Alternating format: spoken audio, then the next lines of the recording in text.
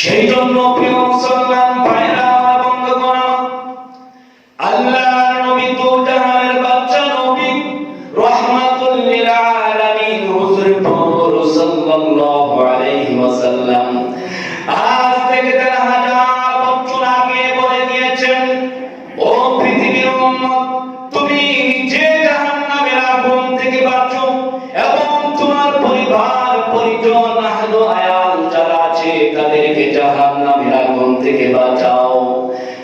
তুমি নিজে আগে বাঁচো, নিজে আগে তুমি জাহান্নামের আগুন থেকে বাঁচো, এরপরে তোমার আহলে আয়াল পরিবারকে জাহান্নামের আগুন থেকে বাঁচাও, এরপরে তোমার সমাজকে জাহান্নামের আগুন থেকে বাঁচাও, এরপরে তোমার ইউনিয়নকে, এরপরে তোমার উপজেলাকে, এরপরে তোমার জেলাকে, যদি সম্ভব হয় এরপরে গোটা বাংলাদেশের মানুষকে জাহান্নামের আগুন থেকে বাঁচানোর দরকার আছে না নাই?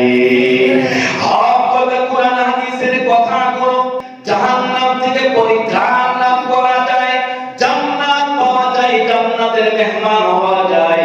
ওই ধরনের কোরআন হাদিসগুলো চুজ করে করে মানুষকে জাহান্নামের পথ থেকে ফিরানোর দরকার আছে না নাই? মানুষকে জাহান্নামের পথ থেকে ফিরে জান্নাতের পথে পরিচালনা করার দরকার আছে না নাই?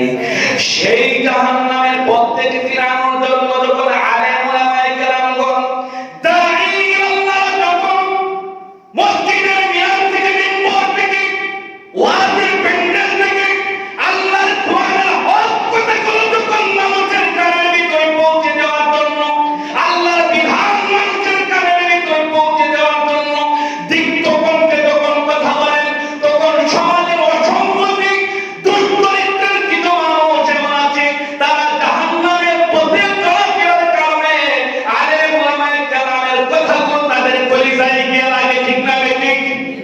কথা বলেন, ঠিক না বেঠিক? আলেম ওলামায়ে কেরামের কথা নয়, এটা হলো আল্লাহর বিধান। কারণ মসজিদের মিম্বার থেকে যারা হকের আওয়াজ দেয় তাদের ব্যক্তিগত কপের কিতাব থেকে আওয়াজ দেয় না, তারা ফুলতলি সাহেবের কিতাব থেকে আওয়াজ দেয় না, তারা তাদের গোষ্ঠীগার বড় বড় লিডারদের কিতাব থেকে দলিল দেয় না। যারা মিম্বার থেকে হকের আওয়াজ দেয়, এই হকের আওয়াজটা যিনি দিতে বলেছেন তিনি আপনার আমার সকলের মালিক একজন, তিনি কে? আরেকটু চিল্লায় বলেন, তিনি কে?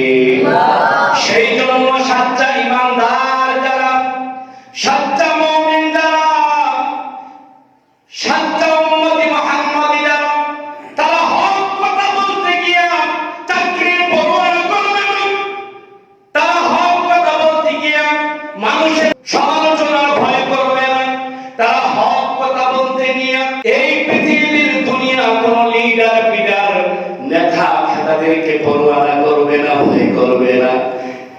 এমনকি তাদের হক কথা জবান থেকে বের হওয়ার কারণে যদি জীবনটাও দিয়ে দিতে হয়, এরপরে হক্কানি ঈমানদার যারা, সাচ্চা ঈমানদার যারা, যারা সাচ্চা উম্মতি মুহাম্মাদি, তারা হক কথা বলতে গিয়া যদি তাদের জীবনটাও দিয়ে দিতে হয়, আল্লাহর রাস্তায় যদি জীবনটাও বিলীন করে দিতে হয়, এরপরেও জীবন দিয়ে দিতে রাজি, কিন্তু হকের পথ থেকে এক চুল পরিমাণ পিছপা হতেও রাজি না। চিল্লায় এখন ঠিক কিনা?